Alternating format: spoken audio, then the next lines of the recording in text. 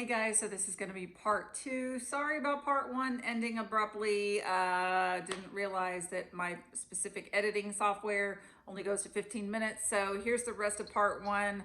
I'll consider it part two, and part three will be after this. I don't know. Anyway, here goes the rest of part one. Another one that I really like, I started with Rayo's. Sorry, y'all. And it was pretty good, very savory sort of tasting. But I like more of the tomato flavor, and so I actually tried Mozetta's. Not a whole lot of people use it, and I don't understand why. Look at the ingredients. It's all good stuff still. I like it. It tastes better to me. And if you look at the nutrition facts, here we go again. The total is 5 grams total carbs. Fiber is 1 gram. You get 4 grams for half a cup. It's really good. You know, you might want to try both of them. And also I think Mozeta is like $1 or $2 cheaper than Rayo's, but Rayo's has kind of gotten more popular, so they might have gotten down in their cost. But I don't know, I just don't buy it anymore because I like Mozeta's. Same thing with pizza sauce. Here we go. Both Rayo's, really good. I don't have a picture of the ingredients because we're just going to go speed through this. Mozeta's also. Once again, I'm a fan of the Mozeta's pizza sauce rather than the Rayo's. But there you go for both of those. Okay, another thing that you guys really should need to learn is your seasoning packets, like your McCormick's, your Old El Paso, your Hidden Valley Ranch seasoning packets, your Italian seasonings. Here we go. Look at the McCormick taco seasoning. In the ingredients there, you see cornstarch. That's not good. We're trying to avoid anything corn. By the way, going into corn, no popcorn either. No, let's not do your skinny pops or anything. Corn is bad altogether, all around, just don't. Look at your Old El Paso taco seasoning packet. Once again, we're going back to maltodextrin being the worst. Do you see what the #1 ingredient is there? Not good, no. And this is just a cheapo filler that they use to make it cheaper for you. And, you know, it's just ridiculous. Ranch packet. Here we go with the ranch packet. You know, your good old choice of ranch. And look at the back there. What's the #1 ingredient?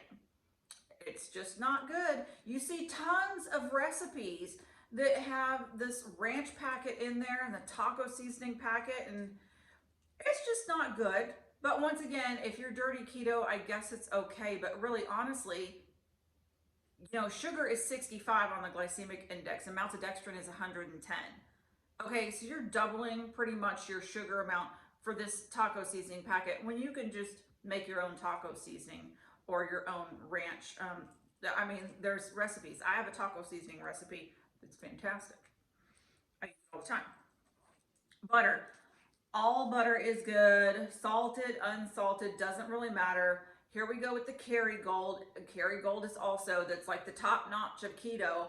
You can still use your regular butter. The only thing is, do not be using margarine or vegetable oil spread. Your country crock here, I mean, looking at that, if you turn around to the back there, what's in there? Soybean oil. Soybean oil, vegetable oil, not good. Do not use it. All right, moving on. Oh, one more thing. Don't buy anything that says light or fat-free. You want the full fat. You want that stuff. Don't be getting your sour cream light or whatever. Get the full-on version. Oh, this is gonna be so long, y'all. Maybe I should do part 2. Okay, cheese. No American cheese. It is over-processed, and there's 2 carbs per 1 slice. No, that's just so bad. Use your regular sliced cheese. Do not do American cheddar, I mean. Okay, on the shredded, the pre-shredded in the bag, if you see the pre-shredded bag, just for this one in particular, there is potato or corn and potato starch in there. And for the nutrition, it's 1.6 carbs for 28 grams, okay? When you look at the block cheese, same brand, same sharp cheddar cheese for the block, ingredients, there's no starch.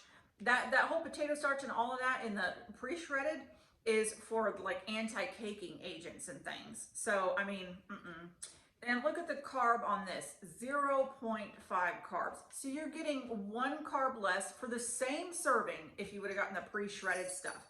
Shred your own cheese. It's just all around better for you. Shred your own cheese. Cream cheese, all of it's good. I think in the name brand one, there's something a little hanky in it, but just all around good. Cream cheese, you need that. That's a staple. Same thing with unsweetened almond milk. Of course, grab some of that. Okay, on to vanilla extract. Vanilla extract, it's good for you, but it's the extract because you see it's just vanilla and alcohol or whatever. But if you get the vanilla flavoring or imitation vanilla, look at the back of it. It's not good because it has sugar in it. So vanilla extract, go with the actual vanilla extract with alcohol. Here we go on to something else. Sugar-free JellO. Sugar-free JellO is not good. If you look at and this is what I'm talking about is the powdered version. The powdered version, if you look at the ingredients on the back, guess what? There's maltodextrin in there versus the cups, the sugar-free cups that you get. If you turn over and look at the back of those, the only thing that's in there is aspartame. And there's a big thing out there about whether aspartame is good or bad. It's good as far as the glycemic index, but some people say that it could be bad for your health. It might be cancerous or whatever. But I don't know. It's a big gray area on aspartame. I'm okay with it. I eat it. So just note on that. Okay, also the sugar-free dairy creamer. Guys, a lot of you try this, the sugar-free pumpkin spice, the hazelnut, all of that. Unfortunately, the sugar-free creamer, if you look at the back, there's vegetable oil, soybean oil, maltodextrin, all bad stuff in this stuff. You just need to use heavy whipping cream and put some of your sugar substitutes in there, which we're getting to now. Sugar substitutes. If you have the big bag of stevia that says great for baking or something like that, the big bag, throw it out. Throw it out right now. Because if you look at the back, look at the ingredients. What's the number? There's only 2 ingredients in here, so it's 50-50. And the number 1 is always the most that's in the bag or the product, and it's maltodextrin. Okay, throw it out. Same thing with Sweet and Low. I know you guys like Sweet and Low. My mom does too.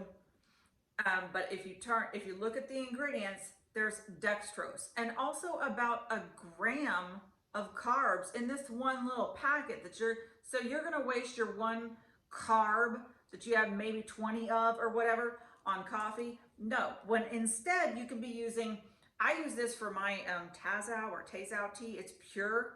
It's really good. It's stevia based. I like that. But for any sort of baking, I always use Swerve. I use their granulated and they're powdered. And if you look at the back, it's erythritol. Erythritol and also monk fruit, by the way. Erythritol and monk fruit, all very good. They just go right through you. They don't stick around and do any sort of fat storage. Okay, obviously avocados, fantastic. Oils, here we're gonna go. There's so much stuff here. This is gonna be a long video. I think I'm gonna do a part 2. So I will come back here in a minute with part 2. This is a long video.